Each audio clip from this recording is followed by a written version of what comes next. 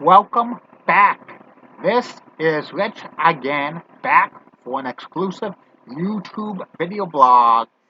Today's YouTube video blog: who would have been the third man for the NWO if Hulk Hogan backed out of turning heel and joining Hall and Nash at Bash at the Beach 1996, which happened 28 years ago today when I'm recording this video on July 7th, 1996. But before we get to that, very important messages. Don't forget to listen to Crystal's Time Machine each and every Friday and Saturday night from 9 to 11 p.m. on WCAP 980, where everybody gets it. Can't catch the show live, listen to the podcast exclusively on archive.org. Goes back to October 2015. Follow Crystal on Twitter at Crystal Amy John and Machine Crystal. Follow her on Instagram at Crystal Johnson. Follow her on Facebook, the official Crystal Time Machine Facebook page, the official Crystal Time Machine group page, and Game Show fan page. And follow Crystal on YouTube at Crystal Johnson. One exclusive video a week. Follow me on Twitter, Chewy7. Follow me on Instagram at Rich Salasol. Follow me on YouTube at Rich Salasol. 2 exclusive videos a week. And say hello to Broadway Pizza, the official sponsor of Crystal's Time Machine. If you set a promo code, $2 off your meal. Okay? And now back to the feature presentation. This video blog exclusively on YouTube is about who would have been the third man if Hulk Hogan just backed out of turning heel at Bash at the Beach in 1996.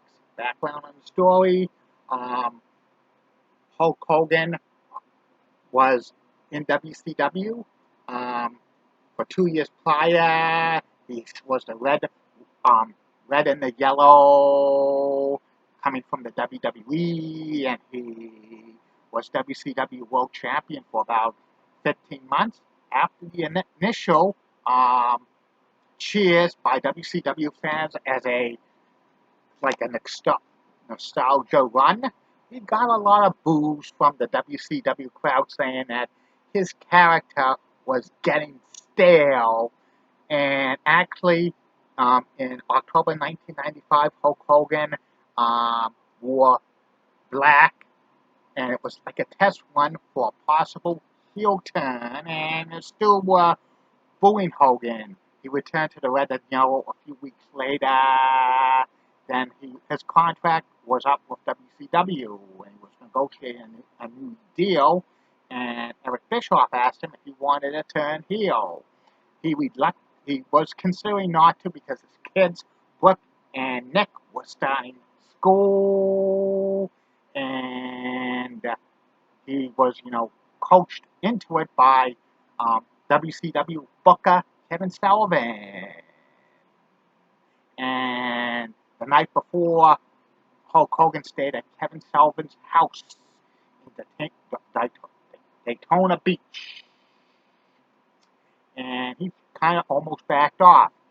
But if Hogan did not want to be the third man for the outsiders in the NWA, Hall and Nash, who would have been the third man? I have a feeling I picked a few names that would have probably been the third man to help Hall and Nash form the NWO. And on the top of the list, I would have been Lex Luger, who was in WCW since September 1995 after having a disappointing WWE run.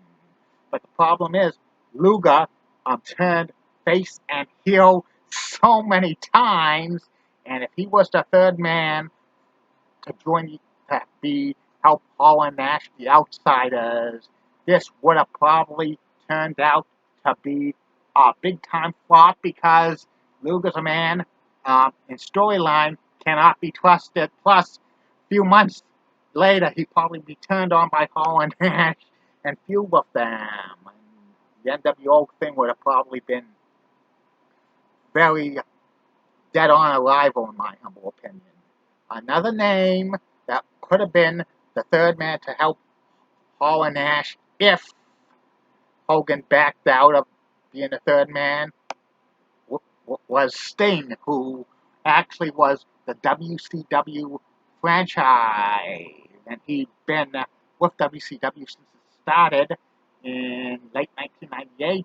Sting last wrestled as a heel before this in 1987, the old UWF, him turning on WCW and Randy Savage instead of Hulk Hogan could have been very, very interesting.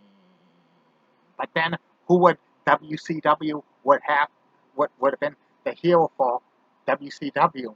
Could have been most likely Hulk Hogan or Macho Man Randy Savage or Ric Flair. But eventually the people would probably cheer Sting anyway, and then they would have had a turnstile back face. But with this, we probably would have not gotten the Sting Crow character, which was him and Hulk Hogan feud drawn out for a year, was probably one of the best WCW feuds of all time, in my humble opinion. So it could have been interesting. Another name that could have been the third man for Hall and Nash for the NWO was Bret the Hitman Hart. In 1996, Bret the Hitman Hart was a free agent.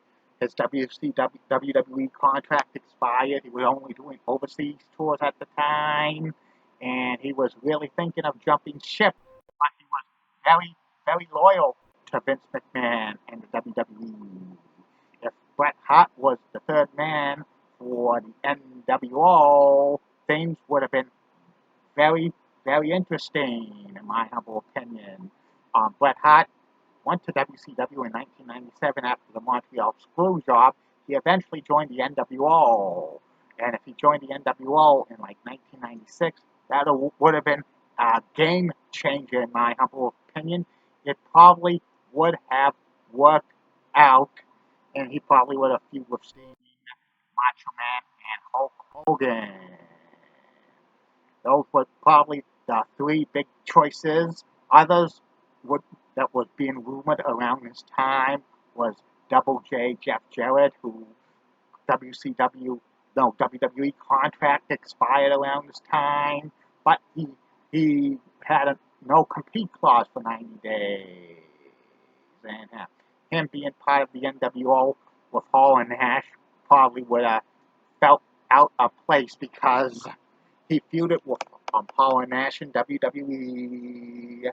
Eventually, Jeff Jarrett was in the NWO when they revived it one last time in 2000. Another name also rumored was Mabel, but this would have never worked out because Mabel was known to injure people. And also, WWE making him a monster heel in 1995 flopped, and would it be? It probably would be the same in WCW in 1996. And also, some people picked names like Ric Flair as the third member of the NWO, but I could not see that happening because he was part of the Four Horsemen. So that's about it on that. I'll be back tomorrow. No, I will be back later on with another YouTube video blog. Thank you for all your support. Have a good day.